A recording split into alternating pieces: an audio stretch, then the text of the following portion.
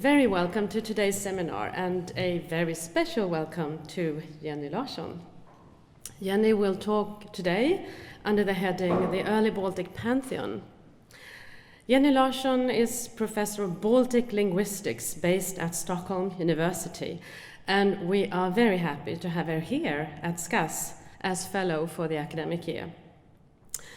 Jenny is a historical linguist specialized in the Baltic languages, and her research centers mainly on historical phonological processes, word formation, and accent patterns in the Baltic and Slavic languages.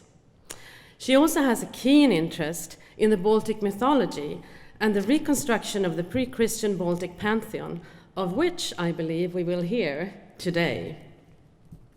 Moreover, she works across disciplinary boundaries. She has been much engaged in interdisciplinary research on the spread of the Indo-European languages in prehistoric times. And looking backwards, Jenny Larsson earned her PhD from the University of Copenhagen in 2004. Soon after, she was awarded a research grant by the Carlsberg Foundation, and during this period she was visiting researcher at the Friedrich-Alexander-Universität Erlangen-Nürnberg and the Ludwig-Maximilians-Universität München. She has also been a visiting scholar at the University of Cambridge. And she has been a researcher at the University of Copenhagen's Interdisciplinary Research Center, Roots of Europe, Language, Culture and Migrations, and this was funded as a program of excellence. Jenny is the former president of the Young Academy of Sweden, to which she was elected a member in 2012. And she is now co-chair of the university-based think tank HumTank, or HumTank in Swedish, a think tank for the humanities set up by Swedish universities. All of this, I believe, speaks to her energy and enthusiasm for the humanities and to find platforms from which deep humanistic thinking can be developed. And this engagement has also been rewarded. She has been awarded the Young Elite Researcher Award by the Independent Research Fund Denmark, the Young Leaders Fellowship by the Sasakawa Foundation, the Award for Excellence by the FIAS Association at the University of California, Los Angeles, and the University of Copenhagen's Gold Medal for her dissertation. And now, Jenny, the stage is yours. All right. Let's turn this on. Yes.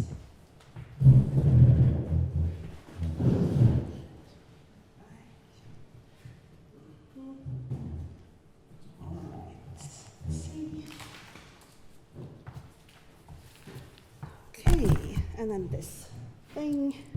Okay, I'm ready. Hi, thank you first of all. Thank you, Christina, for that beautiful introduction. I have nothing to add to that. That's everything I've ever done. But I would like to take this opportunity to thank you and to express my gratitude to you and to Scas and for letting me stay here and work a bit on my project about the early Baltic Pantheon. This is a bit of a new area for me, so I'm very happy to have this opportunity to work a bit more concentrated than usually. It's been a very productive semester so far, so I'm very happy about that too. And the setting, of course, here is beautiful, and the company as well. I met some truly inspiring people here at Scas, so I just wanted to express my gratitude first to you and to Scas. And as I said, this is a bit of a new area for me, so what I'm going to present to you today is very much a work in progress. So I hope that is clear. I'm still in the middle of working with this material, and so you won't get all the answers today, I'm afraid. Also, I should probably tell you before we start that I do not have my background in the history of religions. No, I was trained in comparative philology, as you said. So I basically studied all the classical Indo-European languages, such as Latin and Greek and Sanskrit and Old Irish and Hittite and those kinds of languages. And of course, the Balto-Slavic languages are also part of the Indo-European language family. You can picture the related languages as branches on a large tree with a common root, and they all share the same origin, and that would be Proto-Indo-European. Okay, But most of the time I work with Baltic texts, and I have become more and more specialized in the Old Prussian language, which was a West Baltic language spoken in Prussia. But I actually did my first postdoc on the language of Zarathustra, and this is the ancient Iranian language, Avestan. And I spent 4 long years with those highly religious texts about Ahura Mazda, and yeah, it was a wonderful time. But of course, when you study old texts, you also learn about mythology and religion, and it's all part of a package when you study ancient texts. In a way, working with comparative philology and mythology is quite varied. I mean, one day you would struggle with some rare epithet of some obscure goddess in the Rig Veda, and then the next day you're digging through the Homeric passages, looking for something that can fit some sort of epithet or something. So sometimes I like to think of this kind of research as a big puzzle or like a game of clues or something, because you get to read all these ancient texts and looking for clues and try to fit everything together, and you learn all kinds. I mean, you also get to learn all kinds of ancient writing systems like the runes or Devanagari and all kinds of things like that. And it's so much fun. And the ultimate goal, of course, is to reconstruct lost languages or lost stages of languages and lost mythologies, of course, as well, and deities and that sort of thing, and try to see how it all fits together: language, mythology, archaeology, and sometimes art and that sort of thing. And you all, I mean, I know you all here are researchers as well. You all know this feeling when you finally find that piece that you've been looking for and everything sort of falls into, everything just fits together, it comes together. That is the most wonderful feeling, and that's what it's all about, I guess. I've had a few such aha moments when I've been working with the Baltic gods, but we will see how it all comes together in the end. It's work in progress. All right.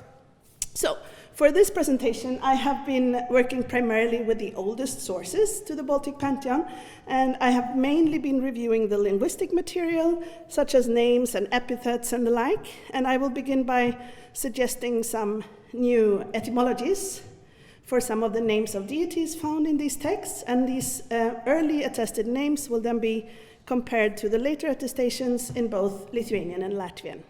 And an interesting feature of the early Baltic religions is the fact that many female goddesses are found exclusively in the Latvian folklore, where the Lithuanians and the Old Prussian have male deities. So then their Latvian counterparts are often female deities. So this mysterious Latvian gender change among the gods will also be addressed towards the end of this presentation. Okay, but before we can begin to discuss the Baltic Pantheon, we need to get an idea of the cultural context where they occur. So these are Baltic pre-Christian gods, and as you might know, the Christianization of the Baltic countries was a very, very long process, and the pagan religion was practiced for a long time after the official Christianization of the region. Still, it's difficult for us to get a good idea of what this pagan religion looked like.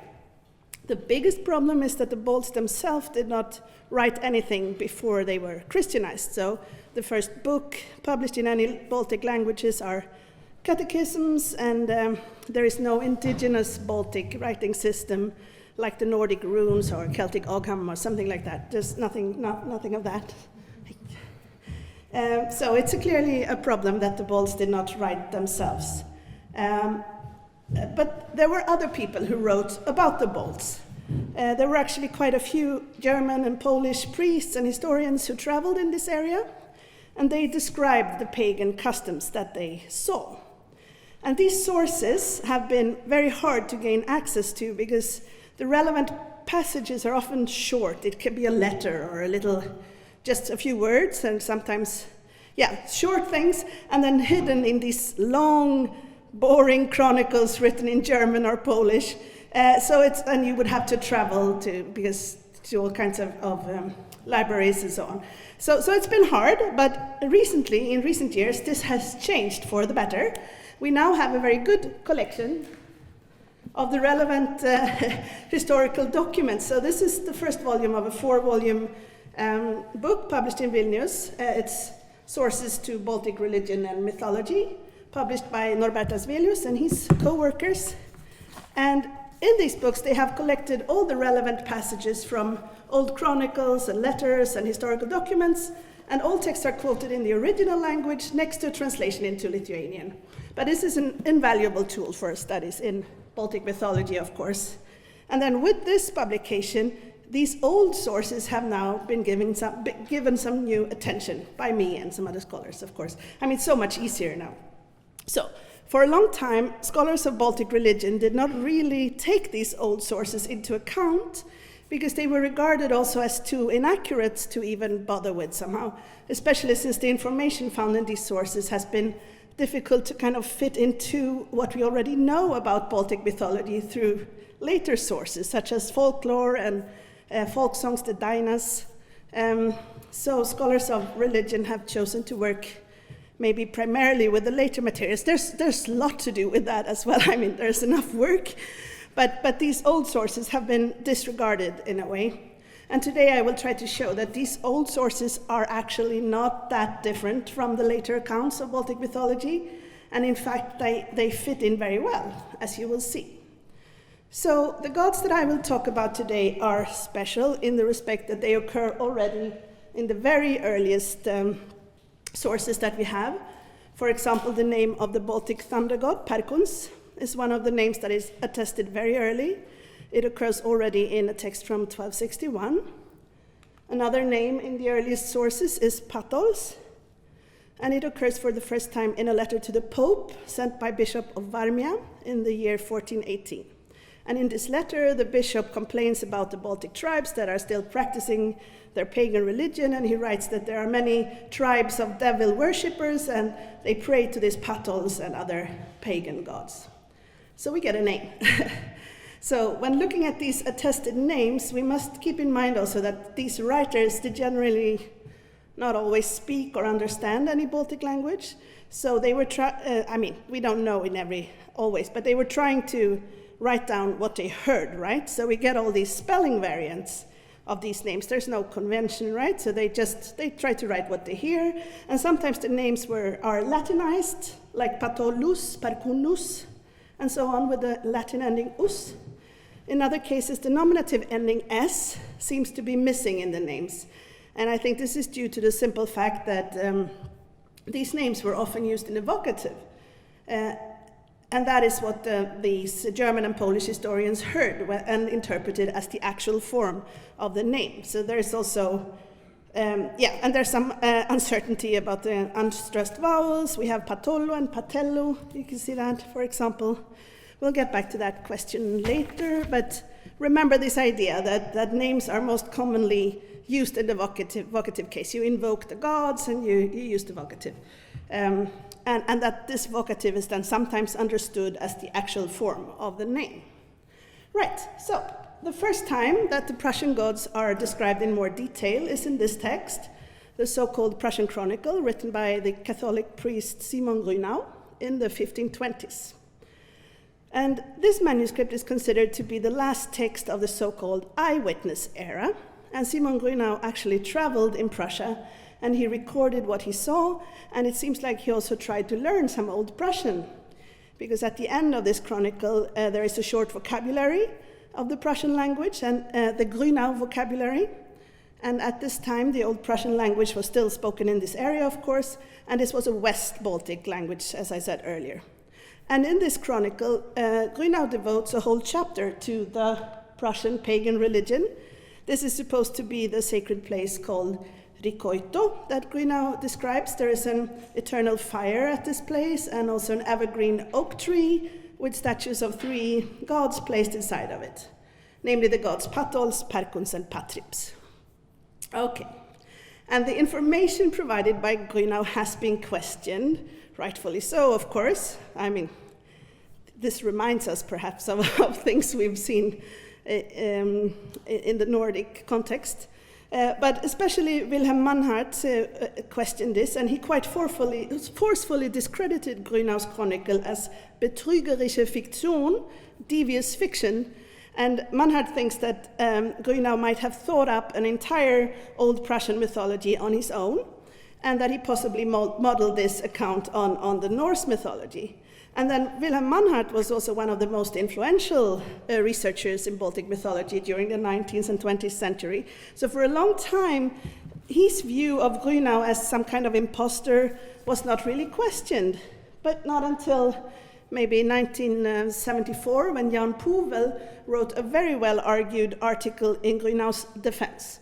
In his article, Povel very carefully sort of meets all the arguments against Grünau, and he finds actually no good reason to discredit this text. In fact, Grünau's description has many details that are genuinely Baltic, and the names of the gods that he describes are attested in several of the later sources, as well as in the earlier sources. A few earlier sources, as of course there are many in the later sources, that doesn't say much, but if you find them before Grünau, that could mean something. Anyway, I mean, of course, the main comparison that Povel did was to compare with Adam of Bremen's description of the temple at Uppsala, right? Because it's quite similar. But in this article, he sort of meets all the arguments, and he doesn't think there's any reason, at least, to just write off the whole description as fake or simply a copy. And I think it's time now to take a second look at Grünau's text. Another reason that Grünau's description was disregarded was probably that it does stand a bit alone, because so it would be great if Grünau's account could fit in a little bit better with what we know from the later sources. And I hope to be able to show you today that there really are ties between the Old Prussian gods described by Grünau and the many Lithuanian and Latvian deities attested in the later sources and in the folklore. We just need to know where to look. But let's begin by taking a closer look at the three gods described by Grünau. I should add that this illustration is from another source. It's not Grünau's own drawings, but they are based on his descriptions, and I will show you his descriptions. But just quickly, so the old man on the right is Patollus, the one in black, and the one in the middle is Perkunas, the thunder god, and he has thunderbolts coming out of his head. And the younger man on the left is Potrimpus. He's the fertility god, with ears of grain around his head. And okay, let's look at them one by one. So Perkunas is described as an angry man of middle age with a face like fire and crowned with flames. And his beard is curly and black, it says, right? Okay, Perkunas, we'll see him again soon. I just wanted to say something about his name. So Perkunas is the Baltic thunder god, right? And etymologically, this is one of the most well-attested Indo-European gods' names. It's found in at least 5 different branches of the Indo-European language family. So I will not discuss this etymology in any great detail now, because that doesn't make sense.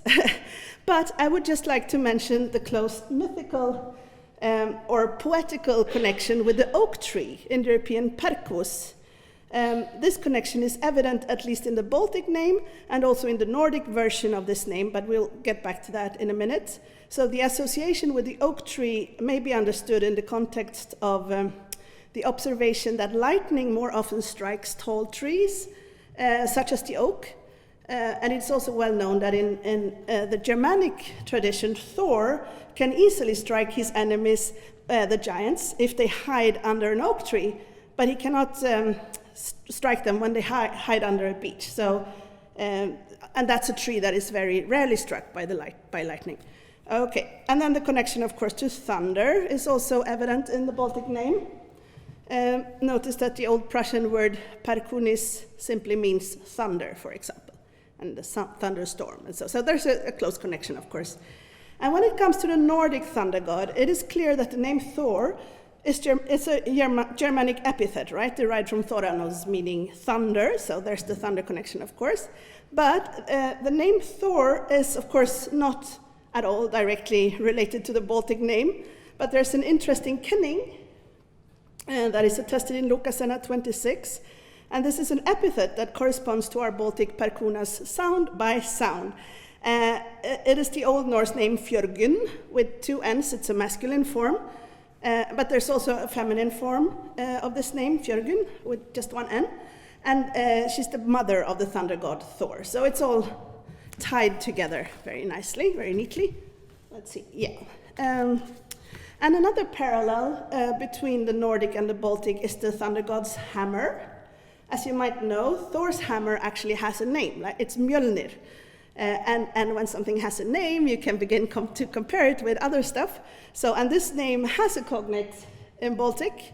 However, in the 0 grade, Milna in Latvian, and you have this nice saying, right? Perkunas throws his hammer. Okay, so, and of course, when working with cultures that have been in continuous contact throughout history, such as the Baltic and the Nordic countries, one always has to be mindful of the fact that any similarities between the cultures may be due to cultural contact, of course. And sometimes, I mean, this is always present. And sometimes it can be difficult to know to separate what is due to contact and what is due to a common Indo-European heritage in this case, but a common heritage. And in such cases, I think that comparative linguistic methods can really help us, at least to some extent. And in this case, where I think it's really safe to, to say that at least the hammer and the name of the thunder god are clearly cognate words which point to a common shared origin.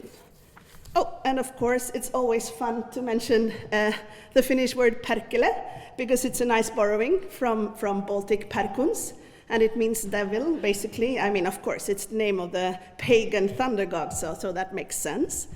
Okay, so Perkuns is clearly one of the core members of the early Baltic Pantheon. And he is one of the pre-Christian Baltic gods that have roots in the Proto-Indo-European language and also in the old Indo-European mythology and culture. So this is clearly a piece of a common Indo-European mythological heritage. There can be no question about that. Let's now focus a little bit on that's it for Perkuns. He's very stable through history. But let's now look at the other two gods. All right, so Potrimpus, how is he described? War wie ein Mann junger Gestalt. Potrimpus is described as a young man without a beard, crowned with a garland of chaff and ears of grain, and he is joyful, and he is the god of grain, so clearly some fertility god of some kind, and he also brings luck in warfare and other things. And from the later text, it seems clear that Potrimpus is also associated with water and watercourses in different ways. So it says Potrimpus der Gott der fließenden Wasser, so the god of flowing waters, and so on. Right, so that's him. And then Patollus is described by Grünau as the highest god of the Prussians. And he is also the oldest of the three gods. He is a very old man, it says, with a long green beard and a pale face. And he has a white cloth wrapped around his head, and he's also said to be a horrible god, and a god of the night, and also a god of death. So, and Patollus is also associated with cattle, and his attributes are the skull of a man, of a horse, and a cow. We get these little pieces of information. And then Grünau actually also tells a story about Patollus and the households of the noble men. So if a house owner refused to obey the command of the priest, the kirvaiden, then Patollus would turn up at that person's home every night and spit in the house and scare the house owner. And Patollus would keep coming back each night until the owner was eventually found dead. So this god has this evil side to him as well. And the name Patollus is actually not found in later text, but instead he goes by his epithet, the evil one, Pikolos, which is derived from the same root as Lithuanian Pictus, evil. And he is compared to the Roman god Pluto, who was the ruler of the underworld, so a typical chthonic god or a god of the dead.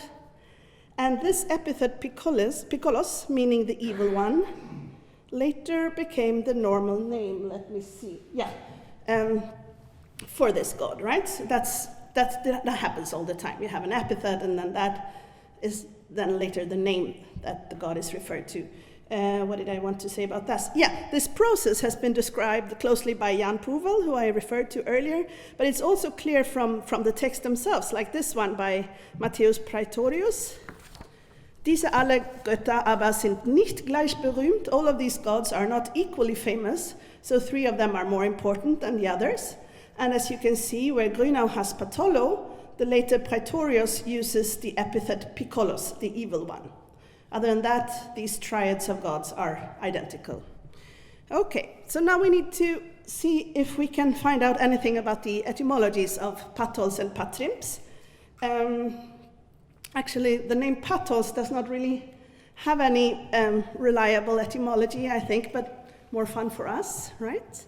So the Italian scholar Pisani has proposed a comparison with Sanskrit patalam, underworld, which looks a bit similar, but since this Sanskrit word cannot itself be analyzed any further etymologically, it just doesn't help us to simply point out that these two words look a bit similar.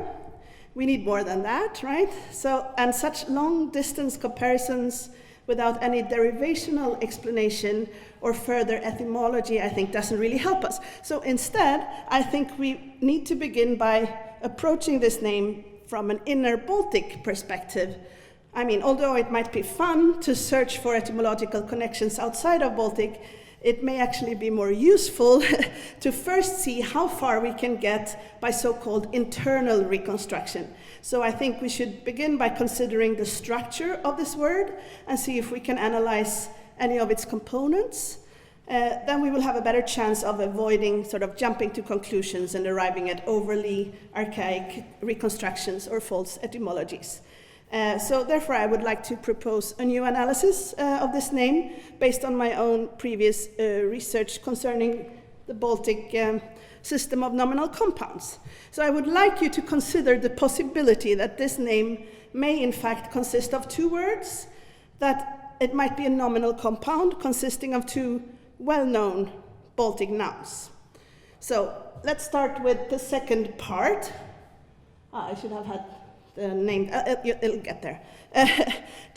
We'll just start with the second part. So the second part could be talos. I mean, it'd be the word for earth or ground, and we actually have this word attested in the Old Prussian Elbing vocabulary, talus, which means earth and ground, and also in Lithuanian patalas, and both have the O grade of the root. And we also find cognates outside of Balto-Slavic, for example, tellus, earth, and Sanskrit talam, and so on. So this is a well-attested Indo-European word for earth or ground. So that could be the second part of this compound. It's likely to be an inherited Baltic word for earth or ground. But what about the first part of this compound? Well, in my opinion, it could actually be the Baltic word for lord or master. The compound name patal would then mean master of the earth. And on the formal side, this would be a regular determinative compound, and we should keep in mind that in determinative compounds in Baltic, the stress always falls on the first member of the compound, and in this case, the stress would then be on the very first syllable of the compound, since the noun patis was originally stem-stressed. It's Indo-European potis, right? Okay, one more thing. And in such initially stressed compounds, we would actually expect the composition vowel to be deleted due to a very regular process that took place at a common Baltic stage. So it's common to both East and West Baltic, and therefore also in Old Prussian. And this process is something that I have described in great detail in other publications, and especially in this book about the Old Prussian system of nominal compounds. So in our case, with this name, I think this would result, it would regularly result in patal, which is our name patals or patols, depending on how you spell it. That, as I said before, unstressed A is sometimes spelled with an O, and so on. Of course, it's also imaginable to think about haplology in this case, so in the first part, so patital goes to patal. That's also imaginable if you don't want to use my rules that I established for nominal compounds. But in my opinion, the loss of the composition vowel in this case, is completely irregular. So if we now work with the hypothesis that this compound name has the noun patis, master, in it, we might like to see if such a name would be comparable to anything that we know, anything else. And as it turns out, that compounds with this noun are actually quite common in Baltic names for gold, later names, these are East Baltic names. And as you can see, we have Patis, which is the master of the earth, already mentioned in 1547. And there's also Patis, Patis, Patis, and so on. I just wanted you to see how common this name forming pattern is in Baltic names of deities. Okay, and now I think we're ready to look outside of Baltic. We have come to the end of what we can achieve by inner Baltic comparison. And when we look at related languages, we find the same word for lord or master. It's attested in other Indo-European languages as part of compounded names for deities. For example, in Sanskrit, where these names are very common, here you see all kinds of masters of this and that. And they are formed in exactly the same way as a nominal compound with the related word pati, meaning master. And these names are used as epithets for different deities, both in the Rig Veda and later.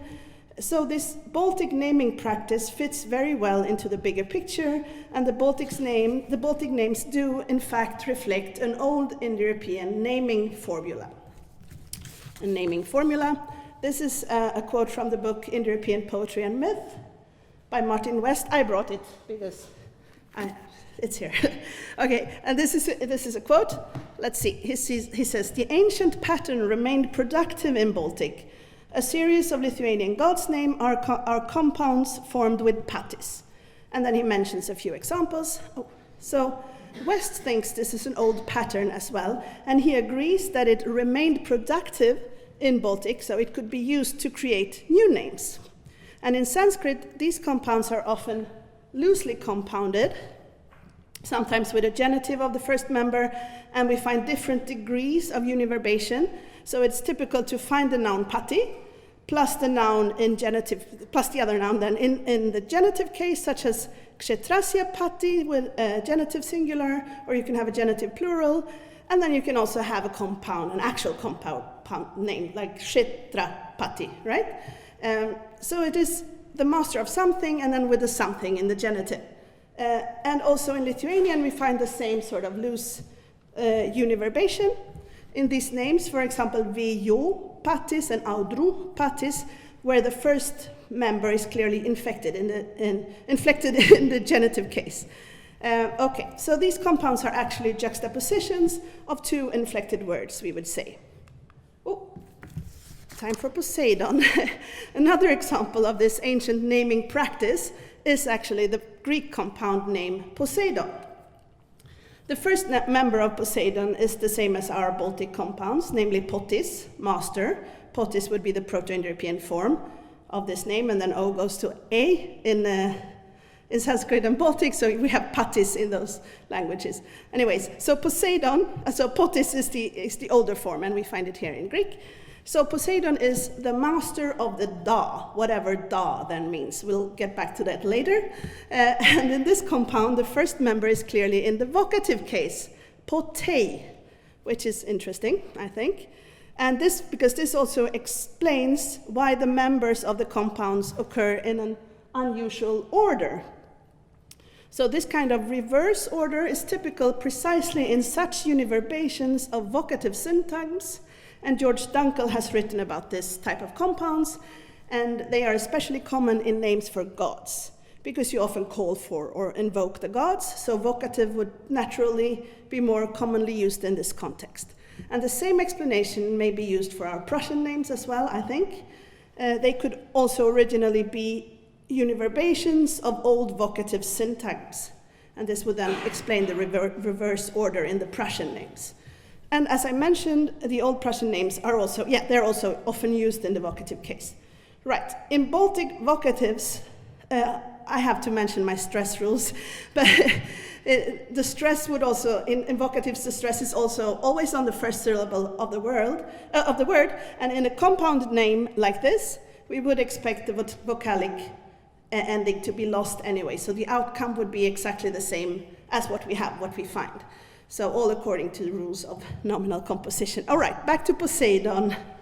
This da, what is it? So the first part of Poseidon is our potis in the vocative case, But the etymology of the second member, da, is more difficult to analyze, and it has traditionally been taken to mean earth, since it seems to be identical with the first part of the name Demeter, the earth mother. The name Poseidon would then be interpreted as the master of the earth. So that would be a rather striking parallel to our Baltic Patollus, who is also the master of the earth. However, there is also another possible interpretation of the element da, namely as water. And this idea was put forth already in 1973 by Littleton, but it has recently become more popular, especially since Mikael Janda has presented some very interesting passages in the Rig Veda, where we find this epithet, Pati Danunas, master of rivers or flowing waters. So it follows the same formula, Pati, plus the genitive case of a noun. And Janda then argues that the Greek da might reflect an archaic root noun, dach or dech, meaning water, and in Indo-Iranian we find a derived form with the suffix nu, so that would be Sanskrit and Western danu, and Ossetic don, which meaning sort of river and flowing water and that sort of thing. And there's also the related river name Donau. Okay, and in Sanskrit, Danu is also the name of a goddess. She is the mother of the monster Vrtra, or the serpent, dragon, Vrtra. And Vrtra, who clearly also has to do with water. In the Rig Veda, it is Vrtra is the serpent that blocks the course of rivers and keeps the waters of the world captive until he is eventually killed by Indra, who goes by the epithet Vrtrahan, right, the killer of Vrtra. So if we accept this analysis of the second member, Poseidon can be interpreted as the master of flowing waters instead of the master of earth. I am not going to take sides here. I just wanted to give you an idea of the different theories. For me, it's most important with this potis part in the beginning, right? Yeah, we'll see. Now we might want to take a second look at the third member of our Old Prussian triad, Potrimpus. Could this name possibly also be analyzed as a compound name with the noun patis in the first member? Well, this is the god that is described by Grünau as the youngest of the three deities, and he's a god of grain and clearly a fertility god of some kind, and he's also closely associated with water and water courses. So Potrimpus, the god of Fließenden and Wasser, Deum, Fluviorum, Aquantium, and so on. So this is the god of flowing waters and rivers, it seems. The attempts at explaining the etymology of this name have so far not been very fruitful, so therefore we might want to at least consider a similar analysis to what has been suggested for Patollus, namely as a determinative compound with the noun patis, as the first part, possibly originally in the vocative case then.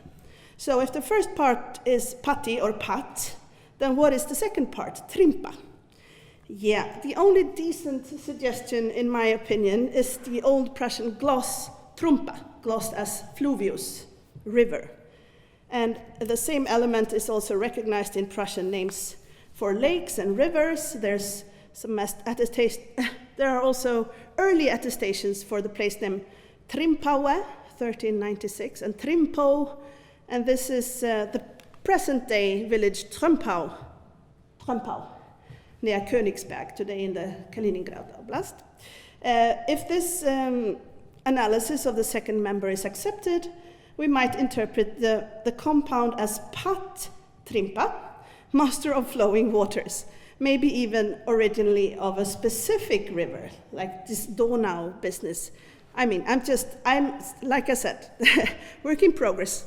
The second part could be something else as well, but at least the first part, I think it really looks similar to the other name, and I think it's patis, and it works with the rules for nominal compounds. All right,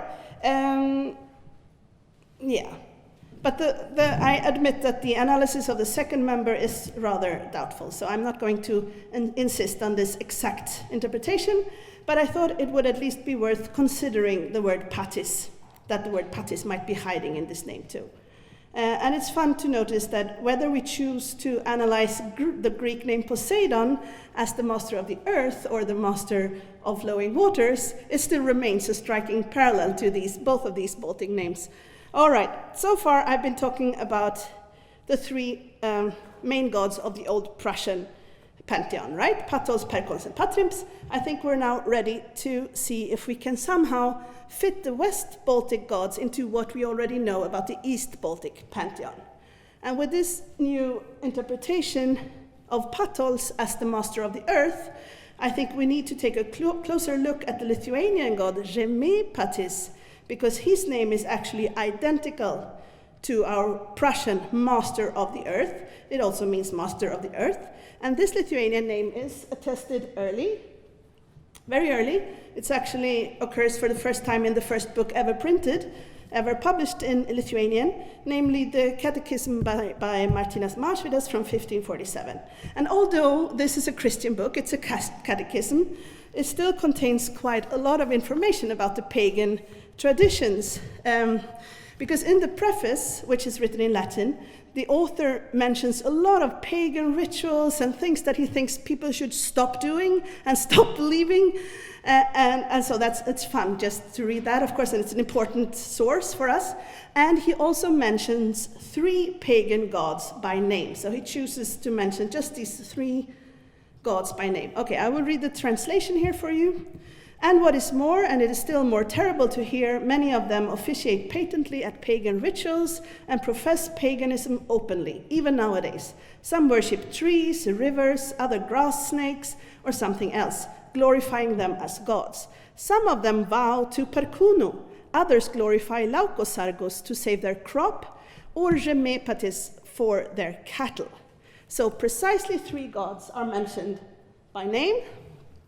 So we remember the old Prussian Perkons, the thunder god Perkunas. Then there's the god Laukosargus, the keeper or master of the fields. This variant with Sargus is only found once here. In all other texts we find the much more common Laukpatis, the master of the fields. And then finally we have the god Žemėpatis, the master of the earth. And this is also a name that is attested in many other texts as well. And the name Žemėpatis is clearly parallel to our Prussian Patollus. And there are actually more similarities than just a name. In the text Preußische Schaubühne by Praetorius, we get some more elaborate information about this god and his function. Yeah, you have it there. According to this text, Žemėpatis ist ein Gott über die Sodiben. He is a household god that takes care of the farm and the house, and each farm has its own Žemėpatis that would take care of the farm and the people living there. And there was also an annual festival to celebrate Žemėpatis, and farm animals were sacrificed to honor him. Just like our Prussian master of the earth, Žemėpatis also has an evil side to him. If he becomes angry, he can then hurt the people living on his farm.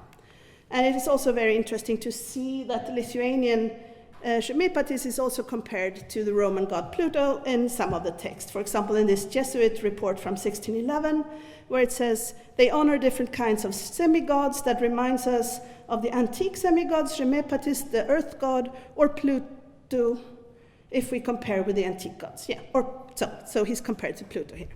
The formal as well as the functional proximity between the East Baltic Žemėpatis and the West Baltic Patollus is quite striking, I think. They are both tied to the earth and to specific houses and farms, and they are closely associated with cattle and also wealth, and they are both compared to the Roman god Pluto in the older texts. And clearly, the master of the earth, the Baltic master of the earth, also had this evil side to him and was a god of death. I found this nice quote in an article called Lithuanian Mythology. It says, the Balts must have been aware of a chthonic god opposed to the celestial ones. This is the Lithuanian Velnias, Latvian Vels, and Prussian Patollus. And I think he has a point. There definitely seems to have been a chthonic god in Baltic mythology. And I think that it is what we see here in our Prussian Patollus and Lithuanian Žemėpatis. I just have to check the time. Yeah, okay, good. Because we don't want to forget about the Latvian gods, goddesses. All right, so I'm not going to go too much into this idea about Velnias. I'm just going to refer to Gimbuta's very interesting article about, what is it called again? Yeah, the Lithuanian god Velnias. So the name Velnias is not attested in the early sources. It's only found in the Lithuanian and Latvian folklore. But Maria Gimbutas then has tried to compare the Prussian god Patollus to the later deity Velnias. So it's a bit of a jump. But she's tried to do this, and she has some very convincing arguments, I think. And like Shemepatis and Patollus, Velnias is a god of death, and he's also associated with cattle, and his name and his function are furthermore comparable to the Slavic Velis, who is also a god of the dead and god of cattle, and also his attributes are horns of a bull or a ram, and he's also imagined as an old man with long beard. I mean, there are some nice parallels there. We can discuss that later, perhaps. Because whether or not Velnias also belongs here in this sort of complex, I think that we have a strong case for arguing that there was an original Baltic chthonic god, the master of the earth, who was also the god of the death, associated with cattle and often compared to Pluto in older sources. So in light of all of this, it might be interesting to compare all three gods mentioned by Mažvydas, the Lithuanian ones, to the triad of gods described by Grünau earlier. So in both sources, we recognize this master of the earth who has this evil side to him, associated with cattle and so on. And there's this thunder god by the name Perkunas in both sources, and he's some kind of warrior god, right? He's a god of thunder. And finally, there's the fertility god Potrimpus in Grünau, and then Lauksargis or Laukpatis, the master of the fields. So I'm not going to go into the whole discussion of triads and functions, because it's not at all important to me to identify precisely a triad. But if you know anything about the mythologies of the other Indo-European languages, Indo-European peoples, especially the Germanic, you can't help by recognizing the three common functions, like the sovereignty god, the warrior, and the fertility god. But as I said, I'm not going to take the next step and begin to compare the Baltic triad to other Indo-European cultures at this point, because what I think that we need to do first, as I've been saying, is before we start to compare with other cultures, we have to try to get a better understanding of the Baltic mythology. So that's what I'm doing here. And the fact that we are now able to identify the Prussian and the Lithuanian gods is, in my opinion, an important step in the right direction. And the information given in the early sources, such as Grünau's chronicle and so on, can no longer be ignored, because it does fit together. And if we want to be able to trace these Baltic gods further back and to possibly identify a common Indo-European heritage, we have to start at this end, right, within Baltic. All right, but there's still this tiny piece of the puzzle missing, the Latvian Pantheon. What about the Latvian Pantheon? Can it fit in here as well? Since we have now actually been able to sort of bring the Prussian and the Lithuanian gods a bit closer, it would be very nice if we could somehow fit the Latvian Pantheon into this common Baltic frame. And the main difference is that in Latvia we find many female gods or goddesses, where Lithuanian and Prussian have male gods instead. So, for example, where Lithuanian and Old Prussian have patis, we find mate, mother, in Latvian. So we have the same gods, essentially. There's the thunder god Perkunas, he's stable through history, and he's male, even in Latvian. But comparable to our master of the fields, we have the mother of the fields instead. So instead of Laukpatis, there's this Lauku Mate, and this goddess is attested early, already in 1649 in Historia Letica by Paul Einhorn. So it's not just one of the many mother goddesses, but that we find in the later Dinas, in the folk songs. So she's attested early. And then there's the mother of the earth, also attested early, and she seems to share some functional traits with our Shemepatis. Zemes Mate is the mother earth, but she's also called Velu Mate, since she's also the mother of the dead, and she's also associated with cattle, and she has this evil side to her. So her functions seem to be very similar to Shemepatis and Patollus, but why the change in gender? Because there are actually many mother goddesses in Latvian, and most of them have a very restricted function. Only a few of them are attested in the early sources, like these two, and I think that means something. It indicates a special status for these ones that are attested very early. In the later folklore and in the Dinas and the folk songs, there are very many of them. Martin West writes about these Latvian goddesses in his book, and he clearly regards them as a secondary local development. I will read this. Especially in Latvia, we find many mothers, But here they are Sondergöttinnen, individuals each presiding over a specific area or function.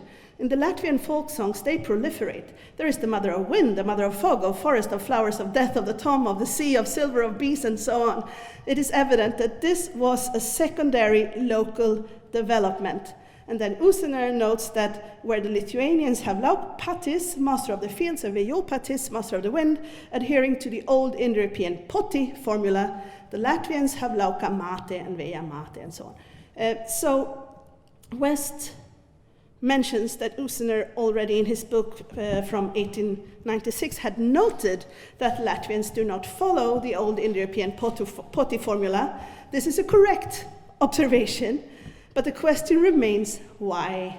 Why is the Latvian Pantheon so different? Neither Usener or West try to explain this, they just sort of state the situation. Now, as a linguist, I'm used to treating contact phenomena in a linguistic context, right? A classical example is the Latvian initial stress. That is clearly an effect of language contact. It's due to the close contact with the neighboring Finnic speakers. So the other Baltic, Balto-Slavic languages have a free accent, and here we find initial accent in Latvian, right? So the Latvian stress pattern is clearly an innovation compared to the other Balto-Slavic languages. And when a single language is different from the other closely related languages in some respect, the first thing you do as an historical linguist is to look at the neighboring languages in order to see if this innovation could possibly be due to language contact, right? And the same type of reasoning can be applied here as well, because the Latvians seem to have a very different system when it comes to their mythological setup as well. And it's clearly an innovation compared to Lithuanian and Old Prussian. So where did they get it from? Could it be that the Latvians were influenced by their Finnic neighbors in this case as well? Not just when it comes to the initial stress pattern and the many borrowings of words between neighboring cultures. Okay, so in this article by Yurchenkova about female deities in the mythology of Finno-Ugric peoples, it's called, she presents this wonderful overview of the mother goddess that is found in almost all of the Finno-Ugric mythologies. And in several of the Finno-Ugric mythologies, there are many other divine mothers as well. For example, the Mordvins have many mothers for all kinds of natural phenomena. So here you see the earth mother, the water mother, the forest mother, and there's more of them. Here's the field mother and the bread mother and so on. I mean, you can have a mother for almost anything. Like in Latvian, they proliferate, like West said. Right, and what is even more interesting than the Mordvin and, the brother is that the Finnic cultures have the same mother goddesses. We find these mother goddesses among the Finns, the Karelians, the Livonians, and the Estonians as well. That is, the very near and dear neighbors of our Latvians. And in the Estonian pantheon, we find all these mother goddesses, and they correspond very well to the Latvian goddesses, as you can see. So this phenomenon of mother goddesses occurs only in Latvian, not in the other Baltic cultures. And since these goddesses are considered to be local secondary developments among the Latvians, I think it seems fair to assume that this is an innovation brought on by cultural contact with the neighboring Baltic Finns, where this mother cult seems to have much deeper roots. We find them in several of the different Finno-Ugric mythologies. To conclude, I have argued that the Old Prussian names Patollus and Potrimpus are both compounded names with the Baltic noun patis, master, as the first member. These compounds are completely regular within the Baltic compositional system, and they seem to be old univerbations of vocative syntax. The analysis is supported by the fact that the noun patis is common in Baltic gods' names. The same structure is also found outside of Baltic, and in particular the Greek name Poseidon turned out to be an interesting typological parallel to our Baltic names. It was argued that these names follow an ancient Indo-European naming pattern with the Indo-European noun potis. The interpretation of the Old Prussian name Patollus as the master of the earth made a further equation with the Lithuanian Žemė patis possible, and the Old Prussian god Potrimpus was the god of grain, and the Lithuanian fertility god Laukpatis, the master of the field, was identified as having similar function. This new analysis of the Old Prussian names has brought the West Baltic Pantheon closer to the East Baltic. It seems like we might be able to identify a triad of gods with similarities in both names and functions. The Latvian mythology differs on one point. Rather than having these patis compounds, we instead find compounds with the word for mother as the second part, and it was then argued that this Latvian innovation may have been caused by cultural contact with the neighboring Finnic peoples. The fact that the Finns, the Livonians, Estonians all have very similar set of mother goddesses strengthens this point, at least in my opinion. And this is of course not the final word about the Baltic Pantheon, but I believe that we are now one step closer to identifying a common Baltic set of gods and tracing the Indo-European heritage. Oh, thank you for your attention.